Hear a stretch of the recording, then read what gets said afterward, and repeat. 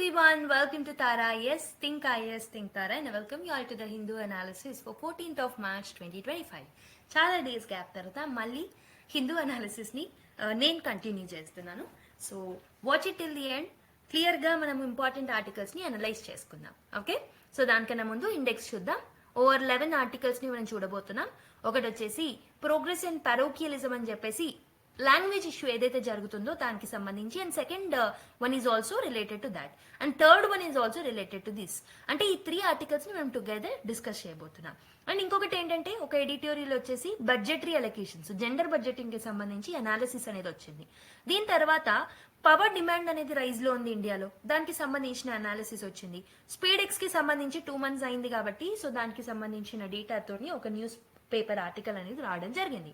దీంతో పాటు hanta virus, ఒక melting of glaciers in mount Kenya అని ఒక పిక్చర్ రావడం జరిగింది. దాని బేస్ లో మనం కొంచెం అనాలిసిస్ అనేది చేద్దాం. అండ్ సుప్రీంకోర్టు ఒక జడ్జ్మెంట్ ఇచ్చింది బ్యాలెట్ సీక్రసీ మీద, దాన్ని చూస్తాం. అండ్ ఆల్సో ఒక 2 ఆర్టికల్స్, వెరీ షార్ట్ ఆర్టికల్స్ ఇవి. ఇక్కడ ఏంటంటే సో మనకి ఒక parliamentary committee and other MHA లో ఉన్న okay so anti fraud units ఏవైతే ఉన్నాయో అవి ఇచ్చిన డేటా ప్రకారం PMJAY లో and also rural housing schemes లో ఎలాంటి అన్యాయాలు జరుగుతున్నాయి అనేది ఇక్కడ ప్రొవైడ్ చేశారు. Will look at that. Okay, so these are the 11 important articles that we are going to discuss. So let's start the video without any further delay. So మనము first article చూద్దాం.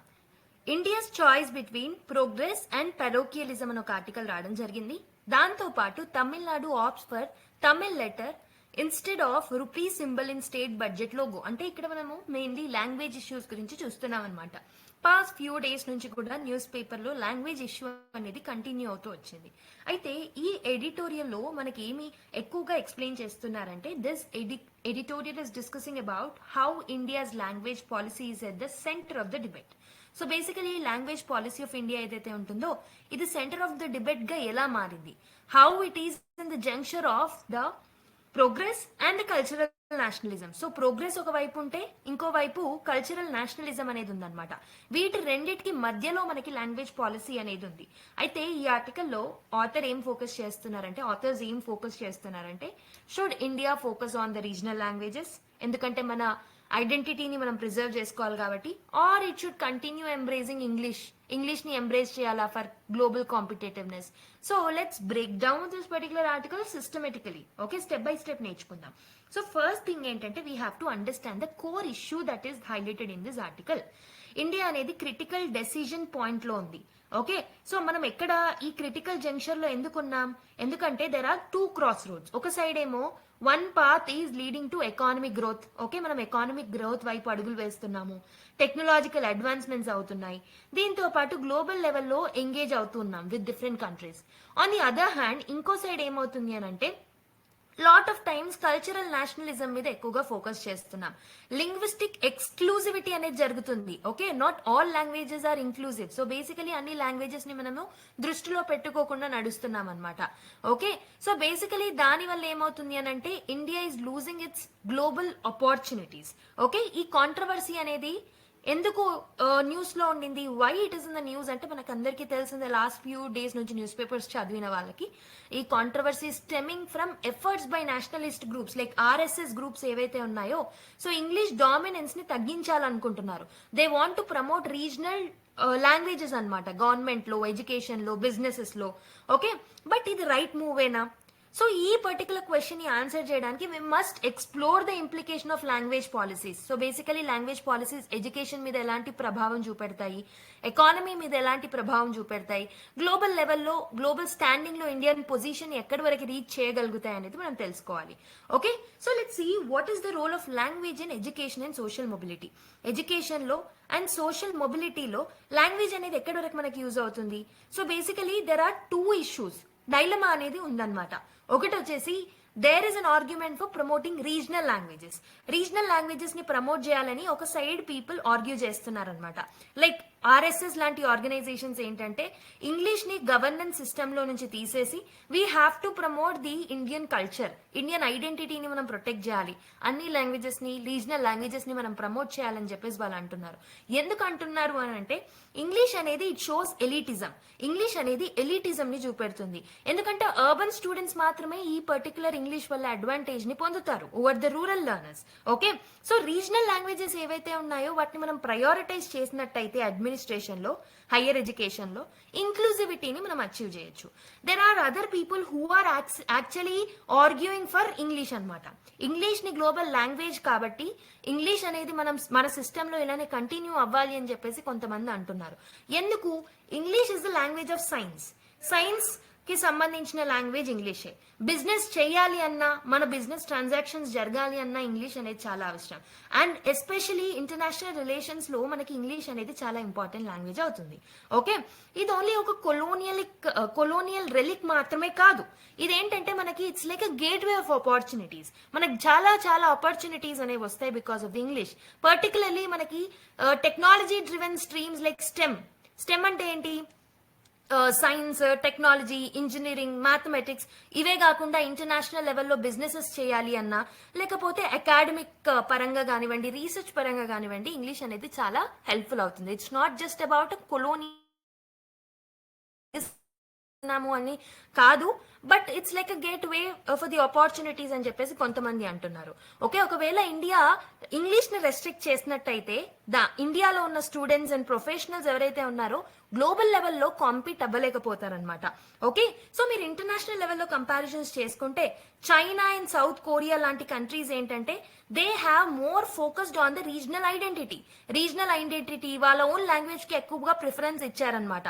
Okay, at the same time వాళ్ళు ఏంటంటే వాళ్ళ students English లో కూడా XL అవ్వాలి అన్న ప్రయత్నాలు కూడా చేస్తున్నారు. Okay, basically there are some other countries like Japan లాంటి కంట్రీస్ ఏం చేస్తున్నాయి? So they have resisted English. Okay, so they have resisted English అనమాట. ఓకే, అందుకే గ్లోబల్ కొలాబరేషన్స్ లో మెయిన్లీ సైన్స్ అండ్ టెక్నాలజీలో స్ట్రగల్స్ ఫేస్ చేస్తున్నారు అనమాట because of the resistance towards the English language. For example China example తీసుకోండి. China ఏంటంటే it mandates English in the college entrance exams. ఖచ్చితంగా English అనేది ఉండాలి కాలేజ్ ఎంట్రన్స్ ఎగ్జామ్స్ లో అని చెప్పేసి ఒక మ్యాండేట్ ని తీసుకొచ్చింది అనమాట. ఎందుకంటే ఈవెన్ రూరల్ స్టూడెంట్స్ కి గ్లోబల్ నాలెడ్జ్ అనేది అవసరమని చైనా భావిస్తుంది. వెరాజ్ మనకి సౌత్ కొరియా లాంటి కంట్రీస్ ఏవైతే ఉంటాయో, so they have come up with TOEFL అంటే టోఫెల్ సెంట్రిక్ ఎడ్యుకేషన్ సిస్టమ్ ని ప్రమోట్ చేస్తున్నారు. అంటే వాళ్ళ యొక్క యూత్ కి హై పేయింగ్ జాబ్స్ ని సెక్యూర్ చేసేలాగా మల్టీనేషనల్ కంపెనీస్ లో ప్రయత్నాలు అనేవి చేస్తున్నారనమాట. Like multinational companies like Samsung లో, ఎల్జీలో వాళ్ళ యూత్ కి జాబ్స్ వచ్చే ప్రయత్నాలు సౌత్ కొరియా లాంటి కంట్రీస్ కూడా చేస్తున్నాయి అనమాట. ఒకవేళ ఇలా ఇంటర్నేషనల్ లెవెల్లో ఏవైతే కంట్రీస్ రీజనల్ ఐడెంటిటీని ప్రొటెక్ట్ చేస్తున్నాయో వాళ్ళే ఇంగ్లీష్ వైపు అడుగులు పెడుతున్నప్పుడు why India need to restrict English? ఒకవేళ ఇండియా ఇంగ్లీష్ ని రెస్ట్రిక్ట్ చేస్తే డెఫినెట్లీ మన గ్లోబల్ కాంపిటేటివ్నెస్ కి హిండ్రెన్స్ అనేది ఏర్పడుతుంది అనమాట. మన వర్క్ ఫోర్స్ గ్లోబల్ లెవెల్లో కాంపిటేటివ్ గా మారలేకపోతారు. Okay, so this is the another issue. ఇంకొకటి మనకి ఈ పర్టికులర్ ఆథర్స్ ఏం మెన్షన్ చేస్తున్నారు ఈ ఆర్టికల్లో అంటే, so economic and technological impact ఎలా ఉంటుంది?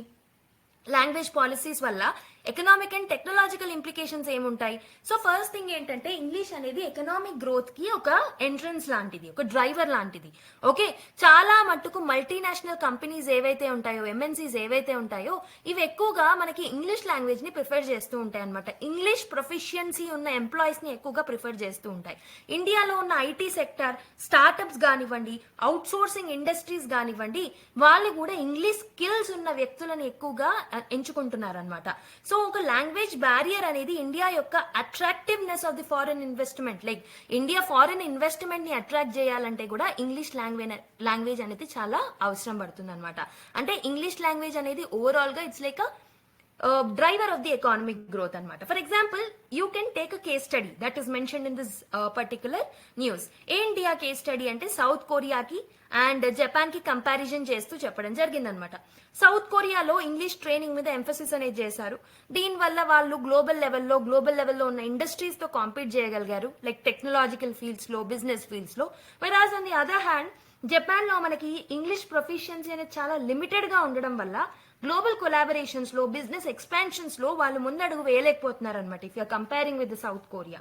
ఓకే, సో నెక్స్ట్ ఇంకొకటి ఏంటంటే ఇంగ్లీష్ అనేది it's a language and it helps in the stem education. Okay, so basically scientific research చేయాలన్నా అకాడమియాలో కానివ్వండి, హైయర్ ఎడ్యుకేషన్ లో కానివ్వండి, మోస్ట్ ఆఫ్ ద మెటీరియల్స్ అనేవి ఇంగ్లీష్ లాంగ్వేజ్ లోనే అవైలబుల్ గా ఉన్నాయి.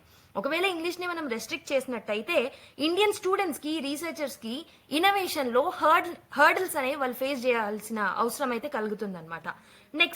Next important thing that is mentioned by the authors in this article is national versus global priorities. National versus global priorities ఏముండాలి policy making చేసినప్పుడు అనేది ఈ ఆర్టికల్లో ఇక్కడ ఆథర్ మెన్షన్ చేయడం జరిగింది. For example national education policy 2020 తీసుకోండి. ఈ పర్టికులర్ పాలసీలో they had try to maintain a balance అనమాట. ఓకే, ఎలా బ్యాలెన్స్ ని మెయింటైన్ చేయాలనుకున్నారు? సో ఎర్లీ ఎడ్యుకేషన్ లో రీజనల్ లాంగ్వేజెస్ ని మనము అలౌ చేస్తున్నాం నేషనల్ ఎడ్యుకేషన్ పాలసీ ద్వారా. కానీ ఇట్ ఆల్సో మెయింటైన్స్ ఇంగ్లీష్ అనేది హైయర్ ఎడ్యుకేషన్ లో కంపల్సరీగా మనం ఇంకోవైపు మనం ప్రమోట్ చేస్తున్నాం అనమాట. అంటే ఒకవైపు రీజనల్ లాంగ్వేజెస్ ని ప్రమోట్ చేస్తున్నాము at the early ages and in the higher education మనం ఇంగ్లీష్ ని కూడా ప్రమోట్ చేస్తున్నాం. అంటే we had tried to maintain the balance అనమాట నేషనల్ ఎడ్యుకేషన్ పాలసీస్ లో. ఓకే, కానీ మనము రీసెంట్ టైమ్స్ లో కొన్ని పొలిటికల్ గ్రూప్స్ అనేవి so they are demanding some strict linguistic nationalism అనమాట. దీనివల్ల ఇండియా యొక్క ప్రోగ్రెస్ అనేది హ్యాంపర్ అయ్యే ఛాన్సెస్ చాలా చాలా ఎక్కువగా ఉన్నాయి. ఫర్ ఎగ్జాంపుల్ ఇక్కడ మనకి ఇచ్చిన తమిళనాడు ఎగ్జాంపుల్ ఏదైతే ఉందో, తమిళనాడు రీసెంట్ గా ఏం చేసింది, రూపీ సింబల్ ని తమిళ్ లెటర్ తో బడ్జెట్ లోగోలో ఓకే మార్చడం జరిగిందనమాట. ఇదేంటంటే ఒక కల్చరల్ అసర్షన్ లాంటిది అనమాట. ఓకే, సో కానీ ఈ పర్టికులర్ ఏదైతే మూవ్ తమిళనాడు గవర్నమెంట్ తీసుకొచ్చిందో it has faced huge criticism also.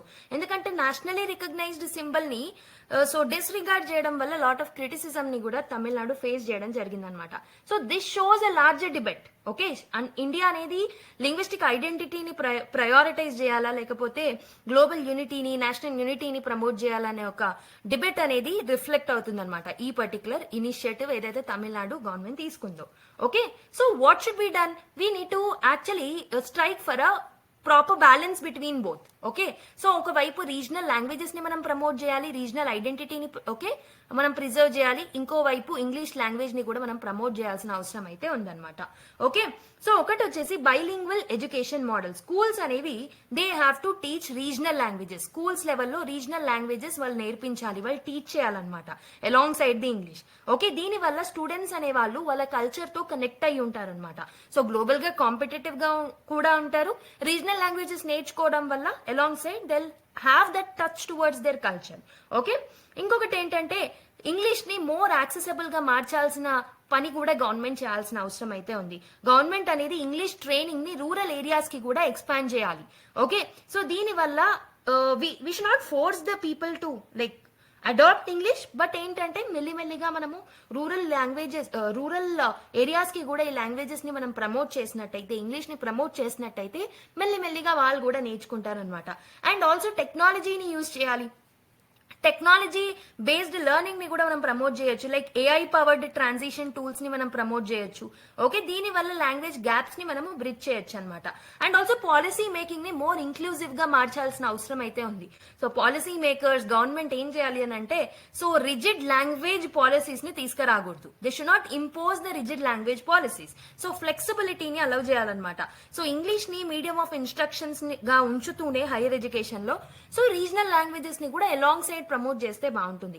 ఇలా ఒక బ్యాలెన్స్డ్ అప్రోచ్ తో పాలసీ మేకింగ్ మనం చేసినట్టయితే ఇలాంటి గొడవలు మళ్ళీ రాకుండా ఉంటాయి లాంగ్వేజ్ పాలసీస్ లో. ఓకే, సో మరి ఏం చేస్తే బాగుంటుంది? What should be the India's best path forward? India అనేది ఇంగ్లీష్ అండ్ రీజనల్ లాంగ్వేజెస్ ని కాంపిటేటర్స్ గా చూడొద్దు అనమాట. సో ఇన్స్టెడ్ మనం ఒకవైపు కల్చరల్ ఐడెంటిటీని ప్రొటెక్ట్ చేయాలి and also we have to ensure global competitiveness also. So there should be a perfect strike of balance between these both. Okay, రెండింటిని proper గా బ్యాలెన్స్ చేయడం అనేది మన ఏమై ఉండాలన్నమాట. ఓకే, ఒక ప్రోగ్రెసివ్, ఒక ఇంక్లూజివ్ అప్రోచ్ తో మనం ముందుకెళ్ళినట్టయితే, లైక్ ఒక వైపు మనం మన ట్రెడిషన్స్ ని బ్యాలెన్స్ చేస్తూనే ఇంకో వైపు మోడర్నిటీ వైపు అడుగులు పెట్టొచ్చు. Okay, so like we have to ensure economic growth, scientific advancement, social harmony. ఈ మూడింటిని ప్రాపర్ గా బ్యాలెన్స్ చేసినట్టయితే that will be helpful for India. Okay, so I hope మీకు హోలిస్టిక్ గా టాపిక్ అర్థమైందని అనుకుంటున్నా. సో ఒక్కసారి నేను మీకు టెక్స్చువల్ గా ఎక్స్ప్లెయిన్ చేస్తాను చూడండి. ఈ పర్టికులర్ టాపిక్ అనేది GS paper 1 Indian society, diversity of India, globalisation, social empowerment అనే టాపిక్స్ తో లింక్ చేసుకోవచ్చు. ఇండియా అనేది ఒక క్రూషియల్ జంక్షన్ లో ఒక 2 క్రాస్ రోడ్స్ ఉన్నాయి. ఈ 2 క్రాస్ రోడ్స్ మధ్యలో ఇండియా అనేది ఉంది. ఒకవైపు టెక్నాలజికల్ అడ్వాన్స్మెంట్ జరుగుతుంది, ఇంకోవైపు కల్చరల్ నేషనలిజం కూడా చూస్తున్నాం అనమాట. యూనియన్ గవర్నమెంట్ ఏమో ఎకానమిక్ ఇండిపెండెన్స్ మీద, టెక్నాలజికల్ లీడర్షిప్ మీద ఫోకస్ చేస్తే, ఫర్ ఎగ్జాంపుల్ రీసెంట్ గా ఏఐ యాక్షన్ సమ్మిట్ ని మనం కో-చైర్ చేసాం ప్యారిస్ తో. ఓకే, సో దాంతో పాటు రీజనల్ లాంగ్వేజ్ ఇష్యూస్ ని కూడా మనం చూస్తున్నాం. So there is a promotion of regional language over the English also. అంటే 2 టైప్ ఆఫ్ థింగ్స్ ని మనం ఒకేసారి చూస్తున్నాం అనమాట. And as I already told you, RSS chief ఏమంటున్నారంటే that person has called for promoting Marathi and western attire ని reject చేయడం జరిగిందనమాట. ఓకే, అండ్ కస్టమ్స్ ని మన కల్చర్ ని ప్రమోట్ చేయమని చెప్పేసి కూడా అతను కొన్ని వ్యాఖ్యలు ఇవ్వడం జరిగిందనమాట. ఈ ఛాలెంజ్ అనేది it is whether India can democratise access to global tools like the English language without eroding its cultural heritage. అంటే కల్చరల్ హెరిటేజ్ ని ఎరోడ్ చేయకుండానే మనం ఇంగ్లీష్ లాంగ్వేజ్ ని ప్రమోట్ చేయగలుగుతామా, గ్లోబల్ లెవెల్లో మనం కాంపిటేటివ్ గా అవ్వగలుగుతామా అనే దాన్నే ఇక్కడ ఆథర్స్ డిస్కస్ చేయడం జరిగింది. Okay, right. మరి వాట్ ఈస్ పెరోకియలిజం? సో ఇక్కడ మనకి ఈ ఆర్టికల్లో ఎడిటోరియల్లో మీరు హెడ్డింగ్ చూసినట్టయితే పెరోకియలిజం అనే వర్డ్ ఉంది. మరి పెరోకియలిజం అంటే ఏంటి? పెరోకియలిజం అంటే it's a narrow localised focus prioritising regional interest over the broader or global perspective. First thing ఏంటంటే it's a narrow perspective. Okay, parochialism అనేది it's not a broad perspective, it's a narrow perspective. Second thing మీరు చేసుకోవాల్సింది ఏంటంటే localised focus, అంటే local language మీద focus చేయడం, local culture మీద ఎక్కువగా ప్రయారిటైజ్ చేయడం అనేది parochialism అనే ఐడియాలజీలో ఉంటుంది. థర్డ్ థింగ్ ఏంటంటే parochialism లో so prioritising regional interest over the global perspectives. అంటే గ్లోబల్ పర్స్పెక్టివ్స్ ఒకవైపు, రీజనల్ ఇంట్రెస్ట్ వైపు ఒకవైపు పెట్టినట్టయితే రీజనల్ ఇంట్రెస్ట్ ని ఎక్కువగా ప్రమోట్ చేయడమే parochialism అనమాట. అంటే ఇట్స్ అ నారో కాన్సెప్ట్, అంటే బ్రాడ్ గా ఆలోచించట్లేదు, చాలా నారోడ్ గా ఆలోచిస్తున్నాం అనమాట. ఇండియన్ కాంటెక్స్ట్ లో మీరు ఈ parochialism చూసుకుంటే it's a preference for promoting indigenous languages and customs some times at the expense of global connectivity and technological progress. So global, so ఇక్కడ ఈ మన ఇండియన్ కాంటెక్స్ట్ లో parochialism ని ఎలా లింక్ చేశారు అని అంటే, సో బేసికలీ లాంగ్వేజ్ ఇష్యూలో ఒకవైపు మనకి రీజనల్ లాంగ్వేజెస్ ఉన్నాయి, ఇంకోవైపు ఇంగ్లీష్ ఉంది. ఇంగ్లీష్ అనేది బ్రాడ్ పర్స్పెక్టివ్ గా మనం ఆలోచిస్తే along side the regional language English ని ప్రమోట్ చేసినట్టయితే గ్లోబల్ లెవెల్లో కాంపిటేటివ్ గా మారుతాం, స్టెమ్ ఫీల్డ్ లో డెవలప్ అవుతాం, అకాడమిక్స్ లో రూరల్ ఏరియాస్ కి కూడా మన ఇంగ్లీష్ లాంగ్వేజ్ ప్రమోషన్ కనెక్టివిటీ అనేది పెరుగుతుంది. వెరాజ్ రీజనల్ లాంగ్వేజ్ ని మాత్రమే మనం ఫోకస్ చేస్తే దాన్ని మనం parochialism అని అంటూ ఉంటాం అనమాట. It's a narrow concept, you're not thinking broad. Okay, so it ఆఫెన్స్ arises from a desire to preserve cultural identity and heritage, but risk ఏంటంటే గ్లోబల్ ట్రెండ్స్ నుంచి మనం ఐసోలేట్ అయిపోతాం, అడ్వాన్స్మెంట్స్ నుంచి కూడా మనం ఐసోలేట్ అయిపోతాం అనమాట. అయితే ఇక్కడ ఆథర్స్ ఇండియన్ గ్రోత్ లో ఇంగ్లీష్ లాంగ్వేజ్ యొక్క సిగ్నిఫికెన్స్ ఏంటో కూడా ప్రాపర్ గా మెన్షన్ చేయడం జరిగింది అనమాట. సో ఫస్ట్ థింగ్ ఏంటంటే గ్లోబల్ కాంపిటేటివ్నెస్. ఇంగ్లీష్ అనేది it's a lingua franca. Okay, so basically English అనేది మన గ్లోబల్ ట్రేడ్ లో, డిప్లొమసీలో, టెక్నాలజికల్ కొలాబరేషన్ లో కూడా హెల్ప్ అవుతుంది. అంటే ట్రేడ్ చేయడంలో, అంటే బిజినెస్ టు బిజినెస్ కనెక్షన్స్ లో, డిప్లొమాటిక్ టాక్స్ ఏవైతే ఉంటాయో వాటిని కండక్ట్ చేయడంలో ఇంగ్లీష్ యూజ్ అవుతుంది. ఇట్స్ అ కామన్ లాంగ్వేజ్ కాబట్టి. టెక్నాలజికల్ కొలాబరేషన్స్ లో, for example artificial intelligence mainly English language based ఉంటుంది అనమాట. అలా టెక్నాలజికల్ కొలాబరేషన్ లో కూడా మనకు హెల్ప్ అవుతుంది. ఓకే, సో నెక్స్ట్ ఇంకొకటి ఏంటంటే India's aspirations for leadership in areas like AI, semi conductor, okay, manufacturing, defence technology requires English proficiency. దీంట్లో కూడా సో బేసికలీ మీరు ఇంగ్లీష్ ప్రొఫిషియన్సీ అనేది చూడొచ్చు. రీసెంట్ గా మీరు టీజీపీఎస్సీ గ్రూప్ 1 మెయిన్స్ చూడండి, number of candidate appears in different mediums. మనకి recent గా వెబ్ నోట్ వచ్చింది కదా, ఇంగ్లీష్ లాంగ్వేజ్ లో రాసిన వాళ్ళు ఎంత ఉన్నారు? 12,323, తెలుగు లాంగ్వేజ్ 7,829, ఉర్దూలో రాసిన వాళ్ళు 9 మెంబర్స్ అనమాట. అంటే you can see the language issues. Still regional లెవెల్లో తెలుగు మాత్రమే ప్రమోట్ చేసే వాళ్ళు 7,829 మెంబర్స్ ఉన్నారు still. Okay, so this can be a perfect example that you can see. Okay, education and employment gateway. English అనేది it's a medium for higher education. Definitely English అనేది higher education కి it's a medium of instruction. So దీనివల్ల IT sector, global markets లో, okay, health care లో, వీటన్నిట్లలో కూడా English language proficiency ఉన్న వాళ్ళని ఎక్కువగా ప్రిఫర్ చేయడం జరుగుతుంది అనమాట. గ్లోబల్ లెవెల్లో జాబ్ మార్కెట్స్ లో, మెయిన్లీ ఇండస్ట్రీస్ లో కూడా, కల్చరల్ కొలాబరేషన్ లో కూడా మనకి ఇంగ్లీష్ లాంగ్వేజ్ అనేది చాలా ఎక్కువగా యూస్ఫుల్ అవుతుంది. And also it will drive economical mobility also. English proficiency అనేది ఐటీ సెక్టర్ సక్సెస్ కి one of the important reasons అని చెప్పొచ్చు అనమాట. ఓకే, దీనివల్ల millions of employment opportunities India gain చేసుకుంటుంది because of the English language. Okay, regional populations with English proficiencies are better position to leverage global economic platforms also. So basically rural population లో ఉన్న వాళ్ళు కూడా, so rural areas లో ఉన్న population కూడా English skills ని నేర్చుకోవడం వల్ల, లాంగ్వేజ్ ప్రొఫిషియన్సీ అనేది వాళ్ళు అచీవ్ చేయడం వల్ల, సో గ్లోబల్ లెవెల్లో ఎకనామిక్ ప్లాట్ఫామ్స్ లో కూడా మంచి మంచి పొజిషన్స్ ని వాళ్ళు అక్వైర్ చేయగలుగుతున్నారు. Okay, strategic diplomatic tool. English అనేది మనకి ఒక డిప్లొమాటిక్ అవుట్ రీచ్ కి హెల్ప్ అవుతుంది. గ్లోబల్ నెగోసియేషన్స్ ని మనం ప్రాపర్ గా కండక్ట్ చేయొచ్చు. అంటే ఇంటర్నేషనల్ రిలేషన్స్ ని ప్రాపర్ గా మెయింటైన్ చేయడానికి కూడా ఇంగ్లీష్ లాంగ్వేజ్ అనేది, ఇంగ్లీష్ ప్రొఫిషియన్సీ అనేది చాలా ఇంపార్టెంట్ అవుతుంది. అండ్ గ్లోబల్ ఫారమ్స్ లో, ఆర్గనైజేషన్స్ లో ఇండియా పార్టిసిపేట్ చేసినప్పుడు English can be a medium of instruction or medium of language, medium of communication. So కాబట్టి ఇంగ్లీష్ అక్కడ కూడా మనకి డిప్లొమాటిక్ రిలేషన్స్ ని స్ట్రెంథెన్ అప్ చేయడంలో కూడా హెల్ప్ఫుల్ అవుతుంది. బట్ ఇక్కడ ఆథర్ మెన్షన్ చేసినట్టు there is a risk of parochialism. అంటే లాట్ ఆఫ్ టైమ్స్ ఏంటంటే there is a gap that was developed. First thing is socio economic disparity అనమాట. సో ఇంగ్లీష్ లాంగ్వేజ్ ని resist చేస్తున్నారు పబ్లిక్ ఎడ్యుకేషన్ లో. దీని వల్ల ప్రైవేట్ స్కూల్ స్టూడెంట్స్ కి, public students కి there is a huge gap that is being created. So మీరు చూసుకుంటే according to the data 65% of India's children ఎవరైతే గవర్నమెంట్ స్కూల్స్ లో చదువుతున్నారో ఏంటంటే గ్లోబల్ ఆపర్చునిటీస్ ని మిస్ అవుతున్నారు. వాళ్ళు ఎక్స్క్లూడ్ చేయబడుతున్నారు అనమాట. ఎందుకంటే because of this gap between English and local languages. And also ఇంకొకటి ఏంటంటే isolation from the global trends. So countries ఏంటంటే ఇంగ్లీష్ ని ఎక్కువగా ప్రయారిటైజ్ చేస్తున్నారనమాట. So this has surged in technological advancements and global engagement లో కూడా మనకు హెల్ప్ అవుతుంది. ఇండియా అనేది ఒకవేళ ఇంగ్లీష్ లాంగ్వేజ్ ని ఓకే కట్ చేసినట్టయితే డెఫినెట్లీ గ్లోబల్ ఇండస్ట్రీస్ లో మన స్థానం అనేది కింద పడిపోతుంది అనమాట. అండ్ ఆల్సో దీని వల్ల ఎకనామిక్ ఆపర్చునిటీస్ ని కూడా మనం లూజ్ అవుతాం. ఇంగ్లీష్ లాంగ్వేజ్ స్కిల్స్ అనేవి లేకపోతే హయ్యర్ పేయింగ్ జాబ్స్ ఇండియన్స్ కి రావు. గ్లోబల్ జాబ్స్ అనేవి మనము క్వాలిఫై అవ్వము గ్లోబల్ జాబ్స్ కి. సో దీని వల్ల ఎకనామిక్ మొబిలిటీ అనేది రెస్ట్రిక్ట్ అవుతుంది. ఓకే, అందుకే మనకి ఇంగ్లీష్ లాంగ్వేజ్ అనేది అంత ఇంపార్టెంట్ అవుతుంది. ఓకే, ఫారెన్ ఇన్స్టిట్యూషన్స్ కూడా చాలా మట్టుకు, ఫారెన్ ఇన్వెస్టర్స్ కూడా చాలా మట్టుకు ఒకవేళ మన దగ్గర లాంగ్వేజ్ స్కిల్స్ లేకపోతే మన దగ్గర ఇన్వెస్ట్మెంట్ చేయడానికి భయపడుతూ ఉంటారు అనమాట. Okay, and also cultural rigidity ఉండడం వల్ల గ్రోత్ కూడా హిండర్ అవుతుంది. సో బేసికలీ కల్చరల్ నేషనలిజం మీద, అంటే పెరోకియలిజం మీద, లోకల్ లాంగ్వేజ్ మీద, లోకల్ కల్చర్ మీద ఎక్కువగా ఎంఫసైజ్ చేయడం వల్ల, ఓవర్ గా ఎంఫసైజ్ చేయడం వల్ల గ్లోబల్ ట్రెండ్స్ కి, ఇన్నోవేషన్ కి మనము యాక్చువల్లీ ఆ సినారియోలో, ఆ పర్టికులర్ అసెస్మెంట్ తో మనం ముందుకు వెళ్ళలేమన్నమాట. సో దీనివల్ల ఇండియా అనేది it can stagnate, it will get isolated from the global spheres. Global development లో ఇండియా అనేది ఐసోలేట్ అయిపోతుంది. If you look at some key studies or key examples from the global level, South Korea అనేది English as a medium of instruction గా use చేస్తుంది education లో. దీనివల్ల global లెవెల్లో they are being very very competitive. And ఇంకొకటి ఏంటంటే China అనేది economic డిప్లొమసీలో English ని ఇన్కార్పొరేట్ చేస్తుంది అండ్ టెక్నాలజికల్ సెక్టర్ లో కూడా ఇంగ్లీష్ ని ప్రమోట్ చేస్తుంది అనమాట. వియత్నాం చూసుకుంటే నేషనల్ ఫారెన్ లాంగ్వేజ్ ప్రాజెక్ట్ తో ముందుకు వచ్చింది. దీని త్రూ ఇంగ్లీష్ ని ప్రమోట్ చేస్తుంది. సో దాట్ వాళ్ళ దగ్గర ఉన్న work force will be ready for competing in the global markets. Israel ఏం చేస్తుంది, ఇంగ్లీష్ ని ఇన్నోవేషన్ లో యూజ్ చేస్తుంది అనమాట.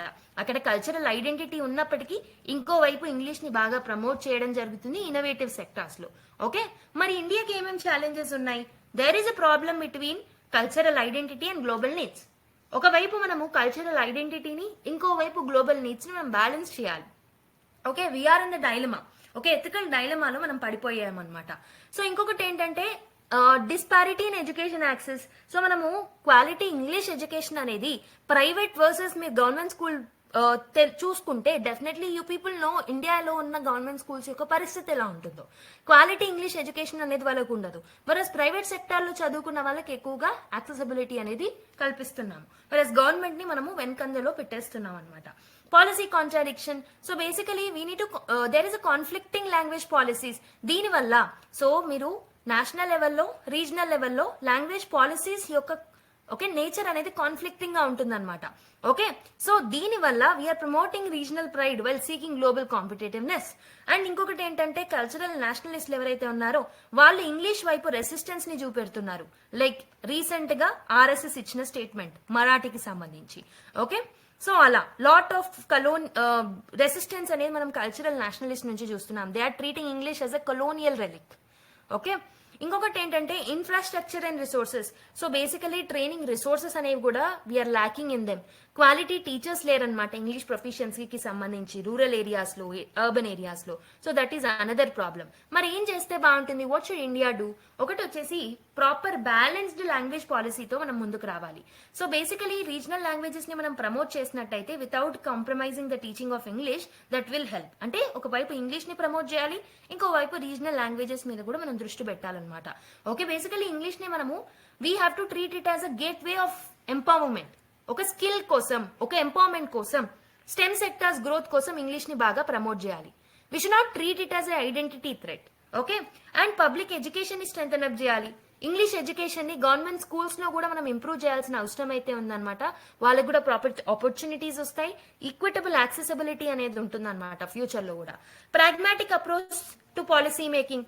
మనం ఏం చేయాలంటే countries like south Korea, Vietnam ఏవైతే ఉన్నాయో అవి ఎలా అయితే ఇంగ్లీష్ ని ప్రాగ్మాటిక్ గా ఇంటిగ్రేట్ చేసుకున్నాయో వాళ్ళ ఎడ్యుకేషన్ లో మిగతా వాటితో, అలానే మనం ఒకవైపు కల్చరల్ ఐడెంటిటీని ప్రొటెక్ట్ చేస్తూ ఇంకోవైపు ఇంగ్లీష్ ని కూడా మనము ప్రమోట్ చేయాల్సిన అవసరం అయితే ఉందన్నమాట. మల్టీ లింగ్వల్ ప్రొఫిషియన్సీని ఎంకరేజ్ చేయాలి. లైక్ 3 లాంగ్వేజ్ ఫార్ములాస్ తో మనం ముందుకు రావచ్చు. రీజనల్ లాంగ్వేజెస్ ని ప్రమోట్ చేయొచ్చు, నేషనల్ లాంగ్వేజెస్ ని మనం ప్రమోట్ చేయొచ్చు, గ్లోబల్ లాంగ్వేజెస్ ని కూడా మనం తీసుకురావచ్చు. అంటే ఎడ్యుకేషన్ సిస్టమ్ లో 3 లాంగ్వేజ్ ఫార్ములాస్ ని మనం ప్రమోట్ చేసినట్టయితే హోలిస్టిక్ గ్రోత్ అనేది ఉంటుందన్నమాట. అండ్ గ్లోబల్ లెవెల్లో పార్ట్నర్షిప్ చేయాలి with different countries for learning.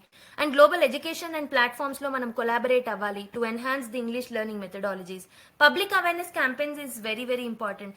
So మనము అవేర్నెస్ ని ఒక టూల్ లాగా మనం యూజ్ చేసుకోవాలన్నమాట. Language should act as a tool for empowerment.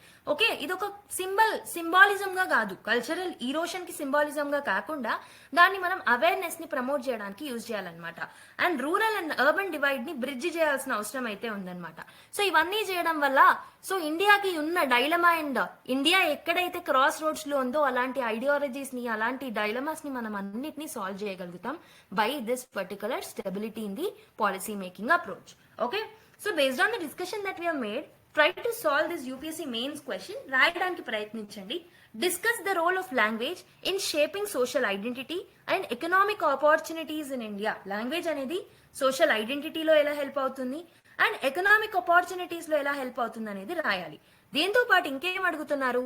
How can India balance linguistic diversity with the demands of globalisation. ఒకవైపు linguistic డైవర్సిటీని మెయింటైన్ చేస్తూనే ఇంకోవైపు గ్లోబలైజేషన్స్ లో కావాల్సిన ట్రెండ్స్ ఏవైతే ఉంటాయో వాటన్నిటిని ఎలా ఇండియా బ్యాలెన్స్ చేయగలుగుతుంది అనేది మీరు రాయాల్సిన అవసరం అయితే ఉంది. So this will be a 15 mark question. 250 words లో మీరు రాయడానికి ప్రయత్నించండి. Okay, break the question into 3 parts. So basically first part రాస్తారు, సెకండ్ పార్ట్ రాస్తారు, థర్డ్ పార్ట్ రాస్తారు. ఈచ్ పార్ట్ లో ఒక 5 పాయింట్స్ ని మెన్షన్ చేయండి. అంటే బాడీ పార్ట్ లో టోటల్ ఆఫ్ 15 పాయింట్స్ మీరు జనరేట్ చేయగలుగుతారు. Introduction and conclusion. ఇంట్రడక్షన్ లో రీసెంట్ గా జరిగిన ఈవెంట్స్ గురించి మీరు కాంటెక్చువల్ బేస్డ్ ఇంట్రడక్షన్ రాస్తే బాగుంటుంది. అండ్ కన్క్లూజన్ లో ఒక way forward are futuristic conclusion ఇస్తే బాగుంటుంది. Okay, so this is the discussion of the first article. A similar article ఇక్కడ కూడా ఉంది. సో సమ్ న్యూ పాయింట్స్ ఏవైతే ఉన్నాయో అవి చూద్దాం. Is learning Hindi as a third language necessary. So third language గా హిందీని నేర్చుకోవడం నెసెసరీయా అనేసి ఇక్కడ మనకు కొన్ని పాయింట్స్ ని మెన్షన్ చేయడం జరిగింది. ఇది మీరు GS1 లో Indian society, diversity of India, role of language in society అనే టాపిక్స్ తో లింక్ చేసుకోవచ్చు. దీంతో పాటు GS2 లో గవర్నెన్స్, కాన్స్టిట్యూషన్, పాలిటీ ఈ టాపిక్స్ తో కూడా లింక్ చేసుకోవచ్చు. నేషనల్ ఎడ్యుకేషన్ పాలసీ ఏదైతే ఉంటుందో ఇది మనకి 3 లాంగ్వేజ్ ఫార్ములాతో ముందుకు వచ్చింది. ఒకటేమో ఒక హిందీ లాంగ్వేజ్ ని ప్రమోట్ చేయడం, ఇంకొకటి ఇంగ్లీష్ ని, ఇంకొకటి లోకల్ లాంగ్వేజ్ అన్నమాట. ఓకే, హవెవర్ పాలసీ అనేది చాలా డిబేట్స్ కి లోన్ చేసింది అనమాట. ఓకే, సో ఏంటంటే బేసిక్ గా in the states like Tamil Nadu, so హిందీని ఇంపోజ్ చేయడం వాళ్ళకి నచ్చలేదు. అది నాన్ హిందీ స్పీకింగ్ రీజియన్ కాబట్టి ఈజ్ హిందీ ఇంపోజిషన్ నెసెసరీయా అని చెప్పేసి వాళ్ళు క్వశ్చన్ చేస్తున్నారు. తమిళనాడు చీఫ్ మినిస్టర్ ఏమంటున్నారంటే he labelled national education policy as a Hindutva policy. ఎందుకంటే హిందీని ఎక్కువగా ప్రమోట్ చేస్తున్నారు నేషనల్ డెవలప్మెంట్ కోసం. సో హిందీ అనేది నెసెసరీ అని చెప్పేసి వాళ్ళు క్వశ్చన్ చేస్తున్నారు. So the 3 language formula, if you look at an over view, 3 language formula అనేది దీన్ని ఎందుకు ఇంట్రడ్యూస్ చేశారంటే మల్టీ లింగ్వలిజం ని ప్రమోట్ చేయడానికి, ఓకే, ఇండియన్ డైవర్సిటీని మనం రెస్పెక్ట్ చేయడానికి.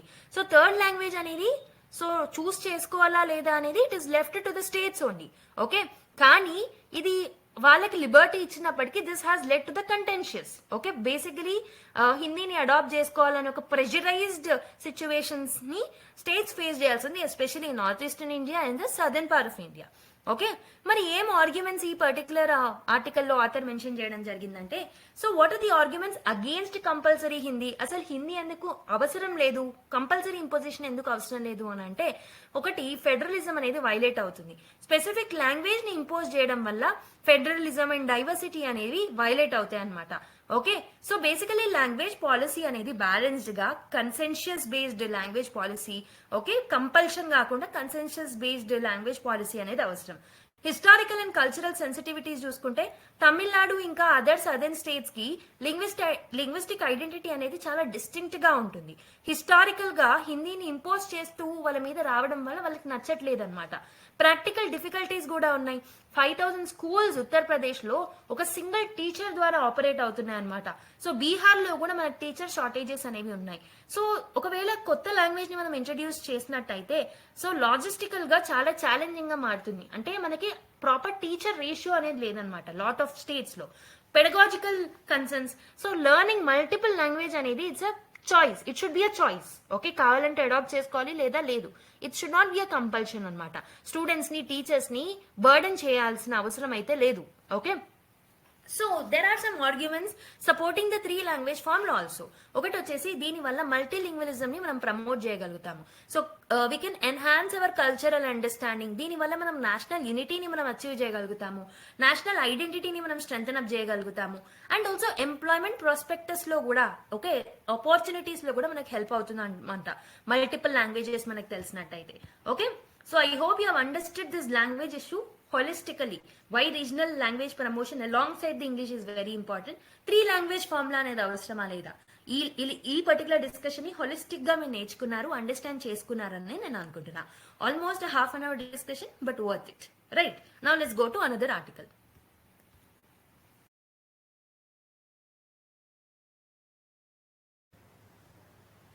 The gender budget, bigger allocations, little impact అని ఒక ఆర్టికల్ రావడం జరిగింది, ఓకే.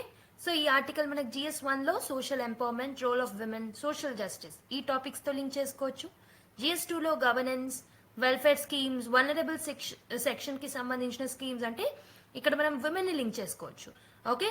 అండ్ ఆల్సో GS3 లో budgeting, government budgeting and the issues related to poverty, hunger, mainly especially related to women, okay. ఈ topics తో మనం ఈ పర్టికులర్ న్యూస్ ఆర్టికల్ ని లింక్ చేసుకోవచ్చు. మీరు చూసినట్టయితే 2 ఆథర్స్ ఎవరైతే ఉన్నారో దీస్ ఆర్ ఫీమేల్ ఆథర్స్ అనమాట. So you'll have a broad perspective. So female angle లో థింక్ చేసినప్పుడు definitely this article is going to help you, okay.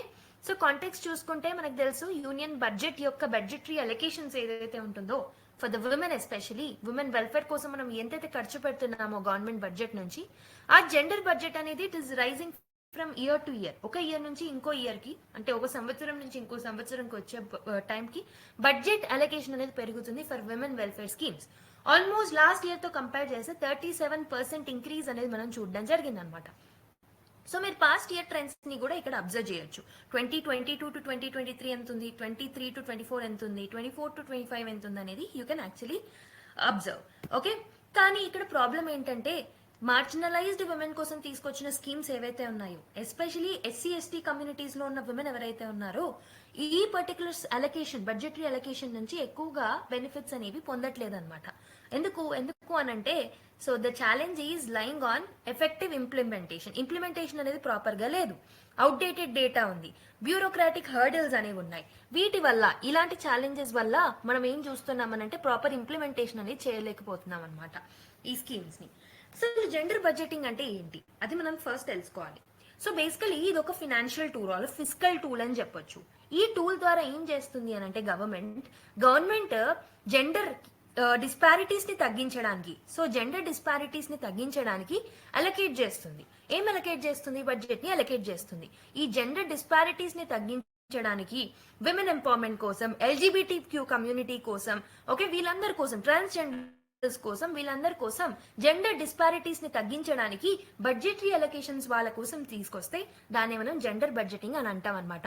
So దీంట్లో మనం ఏం చేస్తాము అంటే will analyse and will track the budget allocation. So budget allocations ఎంత ఉన్నాయి మరి, ఓకే, జెండర్ డిస్పారిటీస్ ని తగ్గించడానికి, సో విమెన్ వెల్ఫేర్ కోసం అండ్ ట్రాన్స్జెండర్స్ వెల్ఫేర్ కోసం ఎంత అలొకేట్ చేస్తున్నాము, okay, to ensure that women specific needs are addressed effectively across the sectors like health. ఇక్కడ మెయిన్ గా మనము విమెన్ కి సంబంధించిన బడ్జెట్ గురించి ఎక్కువగా డిస్కస్ చేస్తున్నాం.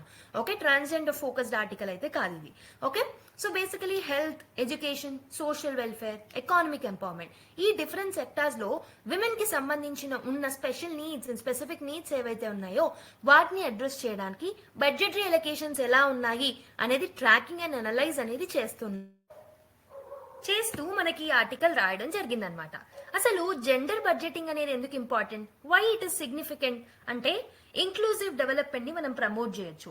సో బేసికలీ విమెన్ ఎవరైతే బ్యాక్వర్డ్ ఉన్నారో, విమెన్ అనే వాళ్ళు lot of times vulnerable people అనమాట. So they are vulnerable to the patriarchal ideologies, vulnerable to lot of economic things and all. కాబట్టి మనము విమెన్ ని, ఓకే, వాళ్ళ ఎంపవర్మెంట్ కోసం మనము ఎన్షూర్ చేయాల్సిన అవసరం అయితే ఉందన్నమాట. ఎస్పెషల్లీ ఎవరైతే విమెన్ మార్జినలైజ్డ్ గ్రూప్స్ నుంచి ఉన్నారో వాళ్ళకి, ఓకే, బేసికలీ గవర్నమెంట్ స్కీమ్స్ నుంచి వాళ్ళు ఈక్విటబుల్ గా బెనిఫిట్ అవ్వాలి. And also to reduce the gender disparities, gender budgeting is important. Socio economic issues ఏవైతే ఉంటాయో, స్పెసిఫిక్ ఇష్యూస్ ఏవైతే ఉంటాయో వాటిని మనము రెడ్యూస్ చేయగలగాలి. అకౌంటబిలిటీని ఎన్హాన్స్ చేయాలి.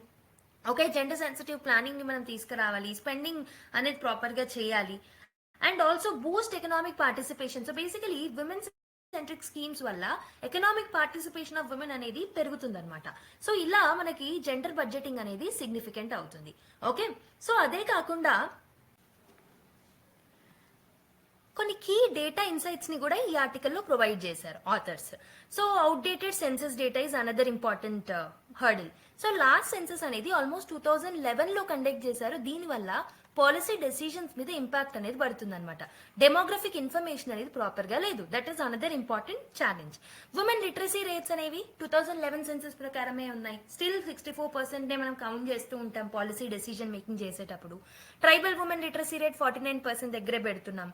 సో ఇవన్నీ కూడా ఛాలెంజెసే. ఇంకా ఇంప్రూవ్ అయ్యాయా అంటే మనకు తెలియదు, but still lot of things has to be improve. Ministry of tribal affairs budget 2025 to 2026 allocations చూసుకుంటే there was an allocation of 14,925 crores అనమాట. ఓకే, ఆల్మోస్ట్ లాస్ట్ ఇయర్ తో కంపేర్ చేస్తే 45% ఇంక్రీజ్ అనేది మనం చూసాము. వెరాస్ దళిత్ ఆదివాసీ బడ్జెట్ అనాలిసిస్ చూసుకుంటే 35% of the allocated funds under the scheduled cost sub plan, tribal sub plans ఏవైతే ఉన్నాయో స్టిల్ వాటిని మనం ప్రాపర్ గా యూటిలైజ్ చేసుకోవట్లేదు. అంటే చాలా అలొకేట్ చేస్తున్నాం కానీ ఇంప్లిమెంటేషన్ గ్యాప్స్ అనేవి చాలా ఉన్నాయి. అండ్ పిఎం జన్మాన్ స్కీమ్ చూడండి, 300 crores ని అలొకేట్ చేశాం for the PVTGs, socio economic development of 75 PVTGs. And 75 crores allocate చేశాం ఫర్ దర్ తాబా జనజాతీయ గ్రామ్ ఉత్కర్షణ అభియాన్ కోసం. సో వీటన్నిటిని అలొకేట్ చేస్తున్నాం కానీ ప్రాపర్ గా ఇంప్లిమెంటేషన్ చేయట్లేదు అనమాట. So inadequate implementation is a problem. So marginalised groups అనేవి ఎక్స్క్లూడ్ అవుతున్నాయి lot of times. So basically women centric budget allocations చేసినప్పటికీ కూడా ఎస్సీ ఎస్టీ ఉమెన్ ఎవరైతే ఉంటారో స్టిల్ ఎక్స్క్లూజన్ ని ఫేస్ చేస్తూ ఉన్నారు కొన్ని వెల్ఫేర్ స్కీమ్స్ లో ఇంటర్సెక్షనల్ అప్రోచెస్ వల్ల. Lot of times outdated data ఉంటుంది, అవుట్డేటెడ్ గ్యాప్స్ అనేవి ఉంటాయి, గ్యాప్స్ అనేవి ఎక్కువగా ఉంటాయి. ఓకే, బ్యూరోక్రాటిక్ ఛాలెంజెస్ చూస్తున్నాం. సో ఏదైనా స్కీమ్ అప్లై చేసుకోవాలన్నా లాట్ ఆఫ్ ప్రొసీజర్స్ అనేవి ఉంటాయి, పేపర్ వర్క్స్ ఎక్కువగా ఉంటున్నాయి అనమాట.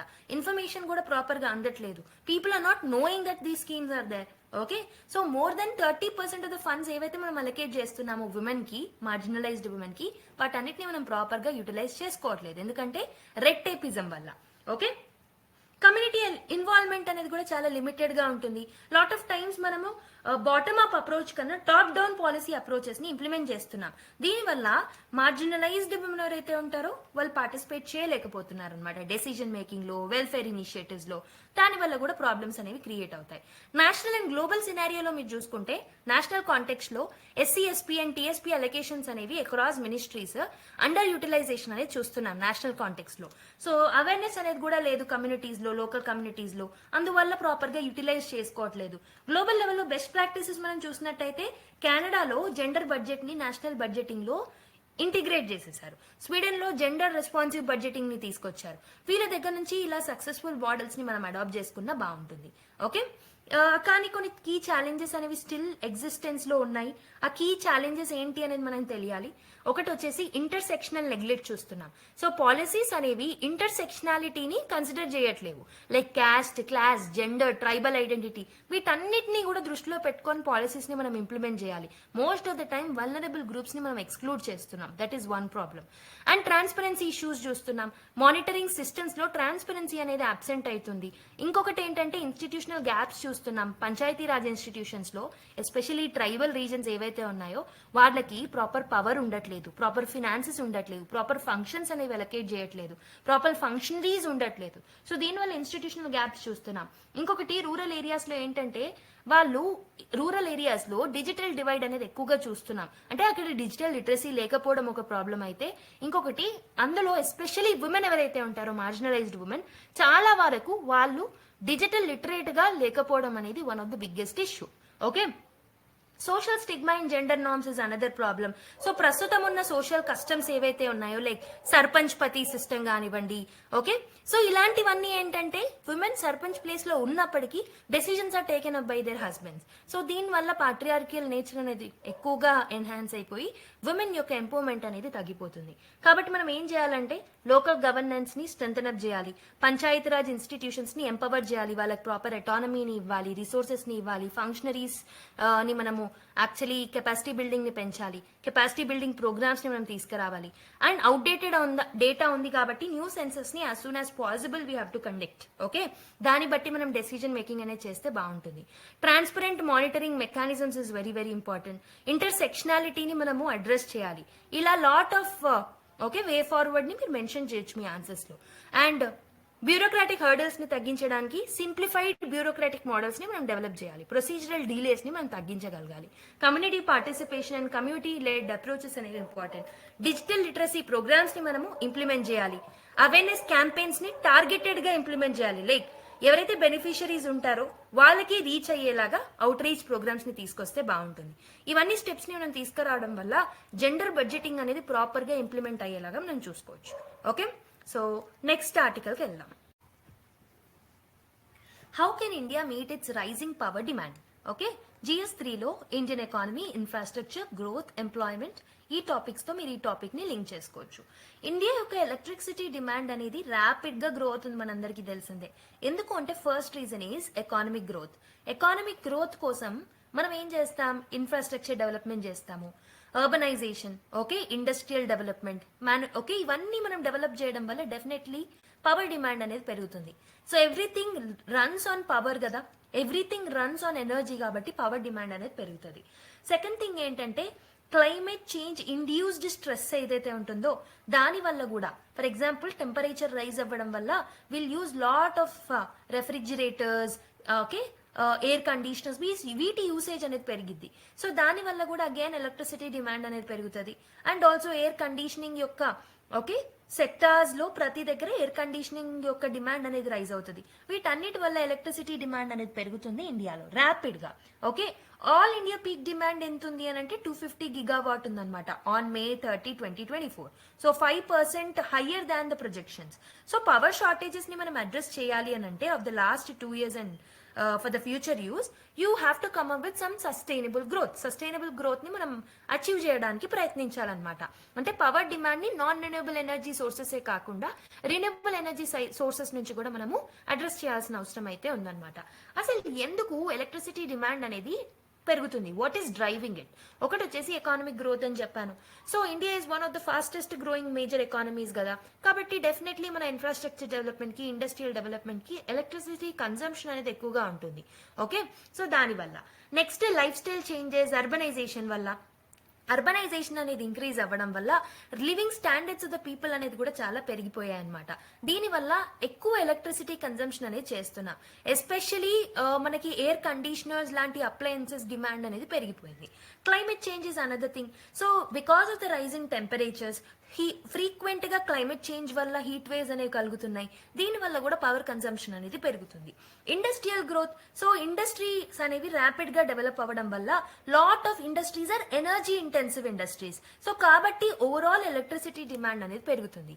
So these are the different reasons why electricity demand is increasing in India. Okay, so మరి ఇండియాస్ ఎనర్జీ గ్రోత్ ఎలా ఉంది మరి? So far what is its journey చూసుకుంటే ఇండియా యొక్క పవర్ జనరేషన్ కెపాసిటీ అనేది it has quadrupled. Okay, almost 440 gigawatts కి పెరిగిందనమాట. If you compare it with 2000s, early 2000s లో మీరు చూసుకుంటే ఈ కంట్రీ అనేది, ఇండియా అనే ఈ కంట్రీ అనేది గ్రాడ్యువల్ గా క్లీనర్ ఎనర్జీ వైపు కూడా ఫోకస్ చేస్తుంది, like solar energy, wind energy, hydro power energy. కాకపోతే ఏంటంటే సో డిమాండ్ అనేది చాలా హై పేస్ లో పెరగడం వల్ల, రైజ్ అవ్వడం వల్ల ఫాస్టర్ కెపాసిటీ అడిషన్ అనేది మనకి అవసరం పడుతుంది అనమాట, ఎస్పెషల్లీ రెన్యూబుల్స్ లో.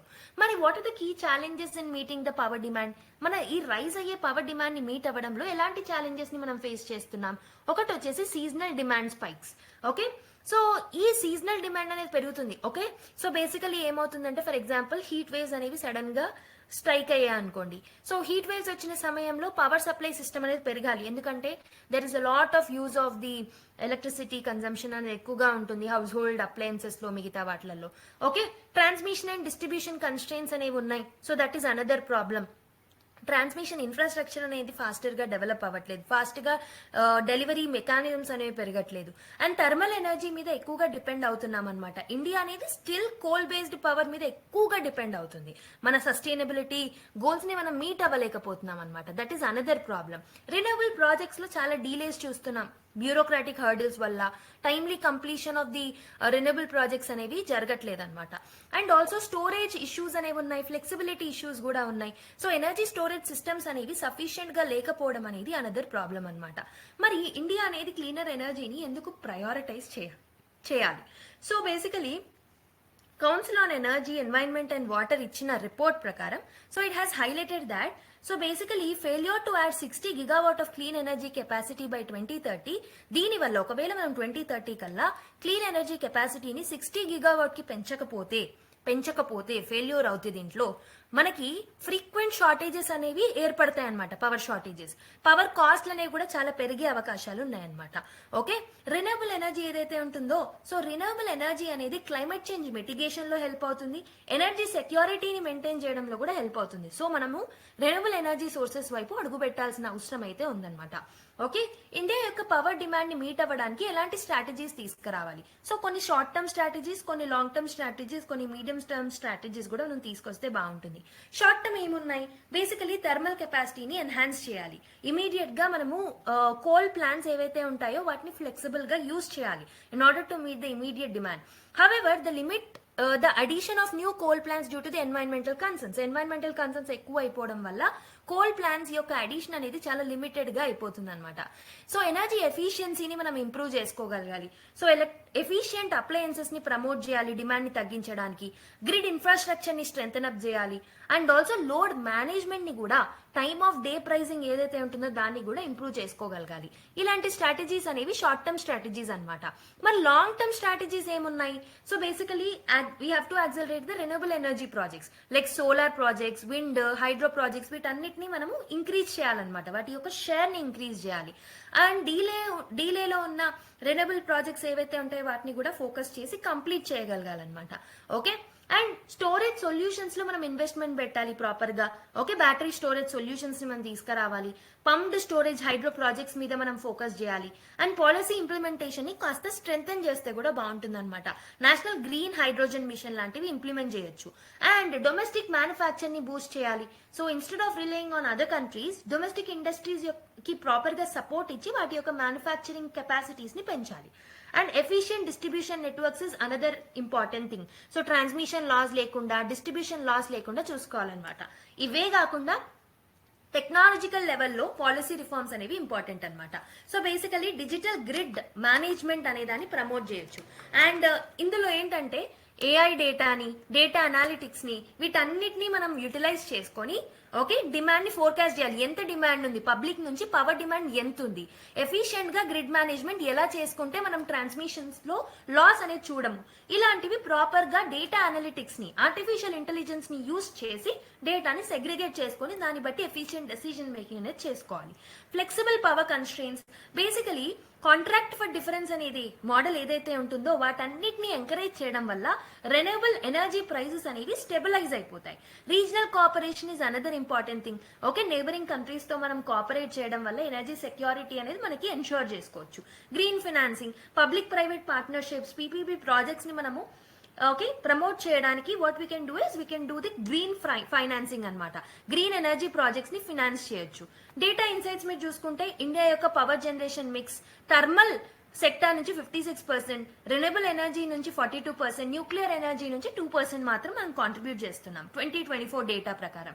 ఓకే ఎక్కువ మట్టికి స్టిల్ కోల్ మీద మనము డిపెండ్ అయి ఉంటున్నాం. సో డిమాండ్ ఎంత ఉంది మరి? It is expected to grow by 8% compounded annual growth rate ప్రకారం. ఓకే 8% CAGR పెరిగే ఛాన్సెస్ ఉన్నాయన్నమాట. ఇంత డిమాండ్ 2022 టు 2030 మధ్యలో ఇంత 8% డిమాండ్ అనేది ఇంక్రీజ్ అయ్యే ఛాన్సెస్ ఉన్నాయి. CO2 ఎమిషన్స్ చూసుకుంటే పవర్ సెక్టర్ ఎమిషన్స్ ఎంత అవుతున్నాయి 2024 డేటా ప్రకారం అంటే 2.4 million tons of carbon dioxide అనేది ఎమిషన్ అవుతుంది అనమాట. ఫ్యూచర్ ప్రొజెక్షన్స్ ఎలా ఉన్నాయి? ఇండియా అనేది need to add 60 gigawatt of renewable energy capacity అనమాట యాన్యువల్ గా. సో దానితోనే మనము ప్రస్తుతం ఉన్న ఎనర్జీ డిమాండ్స్ ఏవైతే ఉంటాయో, పవర్ డిమాండ్స్ ఏవైతే ఉంటాయో వాటిని మీట్ అవ్వచ్చు అనమాట. So this is the data that you can coat in your answers. Okay in order to substantiate your points. మరి ఇంకేం చేస్తే బాగుంటుంది ప్రస్తుతం ఉన్న ప్రాబ్లమ్స్ ని సాల్వ్ చేయడానికి? రెన్యూబుల్ ఎనర్జీ మీద ఎక్కువగా ఫోకస్ చేయాలి. రెన్యూబుల్ ఎనర్జీ కెపాసిటీని పెంచాలి. ఏవైతే ప్రాజెక్ట్స్ ఆల్రెడీ స్టార్ట్ చేశామో వాటి యొక్క స్పీడ్ ని స్కేల్ అప్ చేయాలన్నమాట. And also energy storage solutions తో ముందుకు రావాలి. ఓకే స్టోరేజ్ సిస్టమ్స్ ఇన్ఫ్రాస్ట్రక్చర్ బాగాలేదు కాబట్టి we have to come up with battery storage infrastructure అనమాట. గ్రిడ్ రెసిలియన్స్ ని ఎన్హాన్స్ చేయొచ్చు. హయ్యర్ రెన్యూబుల్ ఎనర్జీ ఇంటిగ్రేషన్ అనేది ఇంపార్టెంట్. పాలసీ రిఫార్మ్స్ ని మనం తీసుకురావాలి. ఎనర్జీ సెక్యూరిటీని మనం ప్రమోట్ చేయాలి. వీటి వల్ల మనము ప్రస్తుతం ఉన్న పవర్ డిమాండ్ ఏదైతే ఉంటుందో దాన్ని మనము ఎన్హాన్స్ చేసుకోవచ్చు అనమాట. I hope you have understood this article in detail way.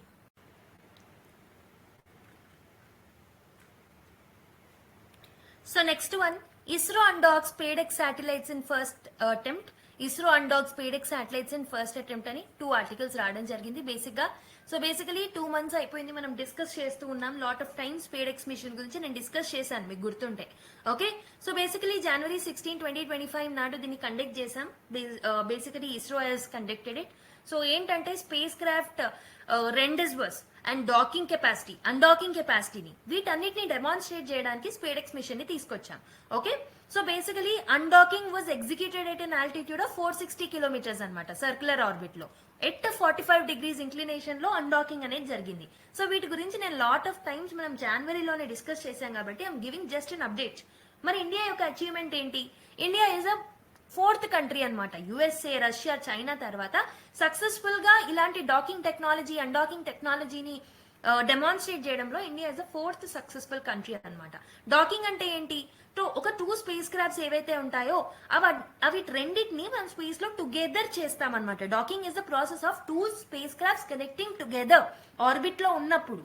Okay orbit లో ఉన్నప్పుడు if you are actually okay connecting them together, 2 space crafts ని టుగెదర్ కనెక్ట్ చేయగలిగితే ఆర్బిట్ లో ఉన్నప్పుడు దాన్ని మనం ఏమంటాం అంటే డాకింగ్ అంటాం. అసలు ఎందుకు ఇది అవసరము అని అంటే మెకానికల్ లింక్ ని కుదిర్చడానికి, ఫిజికల్ గా అవి కనెక్ట్ అవుతాయి అనేది టెస్ట్ చేస్తాం. ఎందుకు? ఫ్యూచర్ లో మనము మన బేసిక్ గా మ్యాన్డ్ మిషన్స్ ని కండక్ట్ చేయడానికి, గగన్యాన్ లాంటి మిషన్స్ ని కండక్ట్ చేయడానికి ఓకే బేసికలీ ఇలాంటి డాకింగ్ టెక్నాలజీ అనేది చాలా అవసరం అనమాట.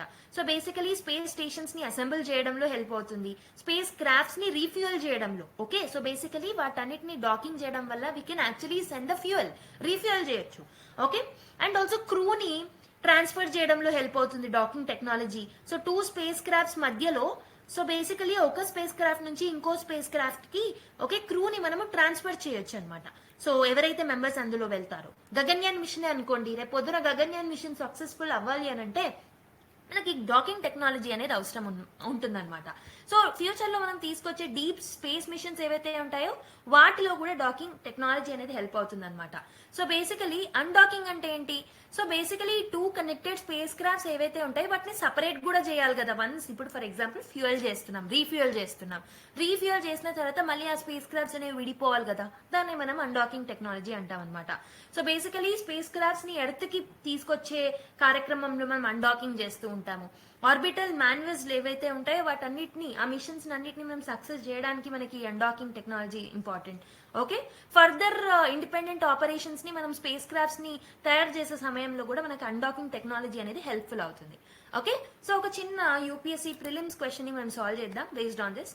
Which of the following statements about ISRO's SpaceX mission are correct? The undocking operation took place in 460 km circular orbit with 45 degrees inclination. India became the third country to successfully carry out in-orbit satellite docking experiment. SpaceX mission demonstrated technologies for spacecrafts docking and undocking. So options లో 1 and 2 only, 1 and 3 only, 2 and 3 only, all of the above. Try చేయండి. So basically మనకి ఇదేంటంటే 1 and 3 only is the right answer. So ఈ 460 kilometres దగ్గర undocking జరిగింది 45 degrees inclination లో అనేది కరెక్టే, ఆల్రెడీ చెప్పాను. స్పేడెక్స్ మిషన్ లో మనం డాకింగ్ అండ్ అన్డాకింగ్ యొక్క క్యాపబిలిటీస్ ని టెస్ట్ చేసాం, ఇది కూడా కరెక్టే.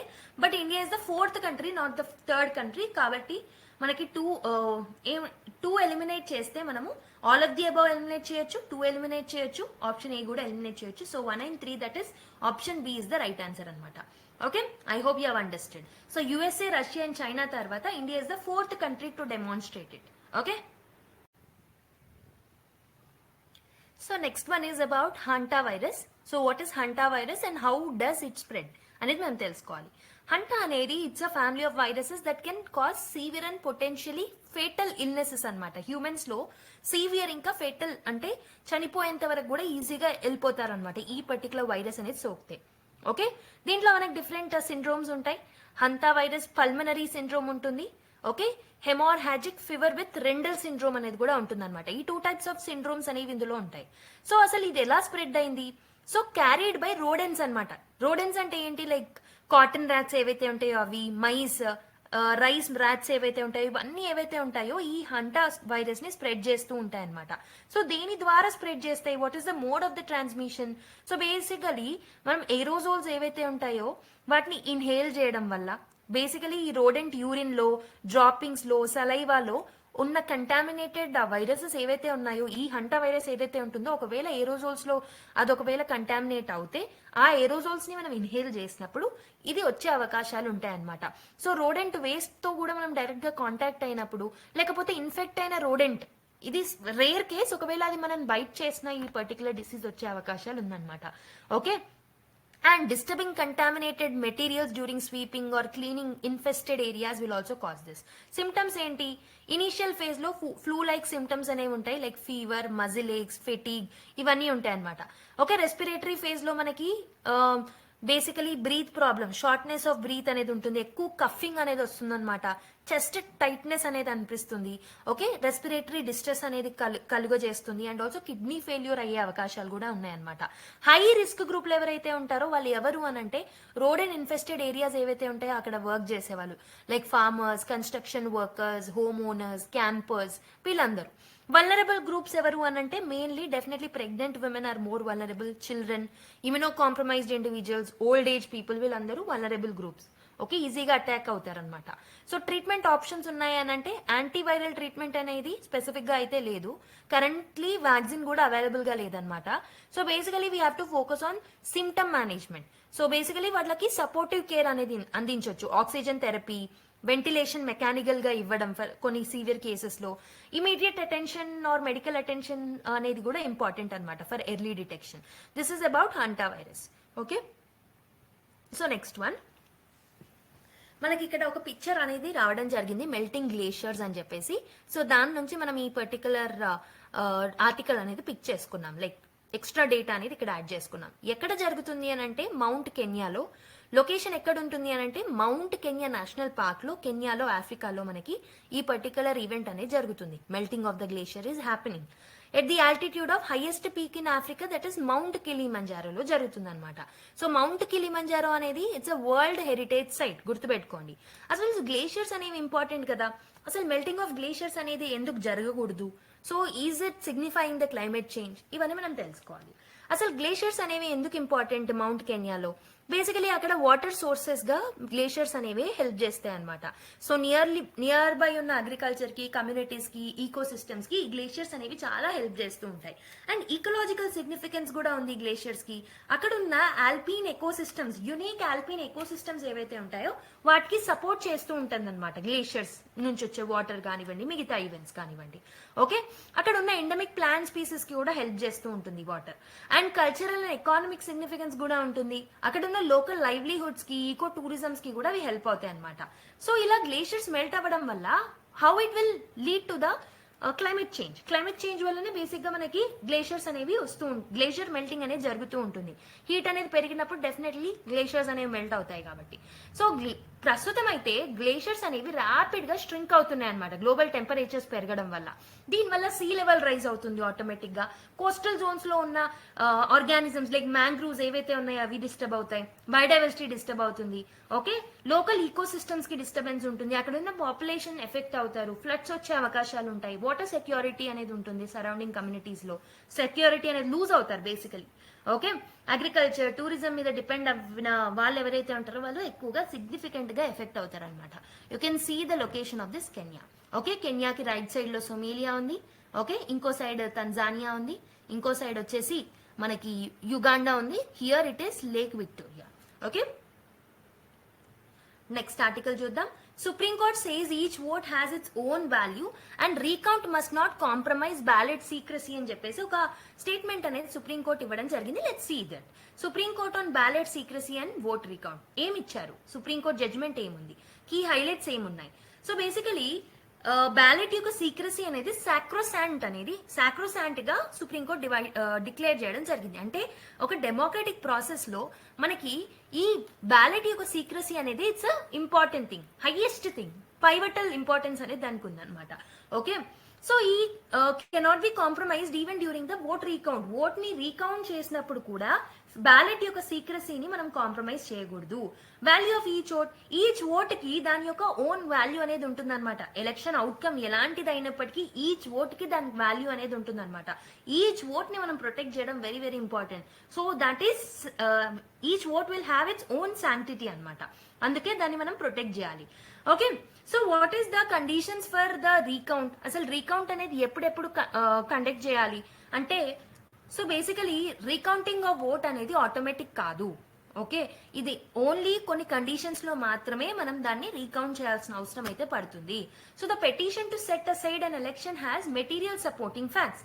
The court is a prima facie satisfied that recount is necessary to ensure justice. So court అనేది యాక్సెప్ట్ చేయాలన్నమాట. రీకౌంటింగ్ అనేది నెసెసరీ, జస్టిస్ ని మనం ప్రొటెక్ట్ చేయడానికి అన్నప్పుడు మాత్రమే రీకౌంటింగ్ అనేది జరుగుతుంది. సో కొన్నిసార్లు దాన్ని మిస్యూజ్ చేసుకునే అవకాశాలు ఉంటారు కాబట్టి కొన్ని కాషన్స్ కూడా ఇస్తుంది అనమాట. Okay, so basically vague recount applications cannot trigger a recount as it risk violates ballot secrecy. So కొన్నిసార్లు వేగ్ అప్లికేషన్స్ వస్తూ ఉంటాయి కోర్టుకి, దట్ రీకౌంటింగ్ అనేది జరిపించండి అని. అలాంటివన్నిటినీ కన్సిడర్ చేస్తే బ్యాలెట్ సీక్రసీ అనేది హ్యాంపర్ అవుతుంది, వైలేట్ అవుతుంది. ఓకే, సో ఇర్రెగ్యులారిటీస్, ఇల్లీగాలిటీస్ అనేవి కొన్ని కేసెస్ లో మాత్రమే, ఎప్పుడైతే స్ట్రాంగ్ ఎనఫ్ అనిపించిందో అప్పుడు మాత్రమే రీకౌంటింగ్ అనేది జరపాలి. So what is the case context? ఏ కేసులో ఇదంతా ఇచ్చింది, ఈ జడ్జిమెంట్ ని సుప్రీంకోర్టు ఇచ్చింది అని అంటే, ఉత్తరప్రదేశ్ లో చాకా విలేజ్ లో జరిగిన ఏవైతే ఓట్ కౌంటింగ్ ఉంటుందో దాని కాంటెక్స్ట్ లో సుప్రీంకోర్టు జడ్జ్మెంట్ ఇవ్వడం జరిగింది. ఓట్ కౌంటింగ్ లో ఇన్కన్సిస్టెన్సీస్ చూసారు అక్కడ. ఓకే, ఆల్మోస్ట్ 1194 ఓట్స్ క్యాష్ చేస్తే 1213 ఓట్స్ మాత్రమే రికార్డ్ అయ్యాయి అనమాట.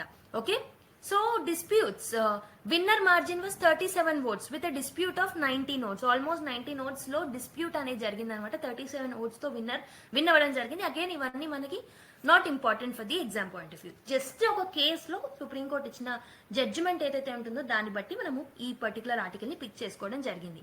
సో ఇక్కడ కంటెస్ట్ అనేది, ఈ కోర్ట్ అబ్జర్వేషన్ అనేది ఏంటంటే, ఎవరు విన్ అవుతారు అనేది ఇట్స్ నాట్ ఎ కన్సర్న్, కానీ how the victory is attained, అసలు ఎలా విన్ అయ్యారు అనేది ఇంపార్టెంట్, ఎవరు విన్ అయ్యారు అనేది ఇంపార్టెంట్ కాదు, ఎవరు ఏ విధంగా విన్ అయ్యారు అనేది ఇంపార్టెంట్ అనమాట. ఈ జడ్జ్మెంట్ అనేది ఎందుకు ఇంపార్టెంట్ అంటే ఎలక్టోరల్ ఇంటిగ్రిటీని మనం దాని యొక్క ఇంపార్టెన్స్ ని మనం రీఎన్ఫోర్స్ చేస్తున్నాం.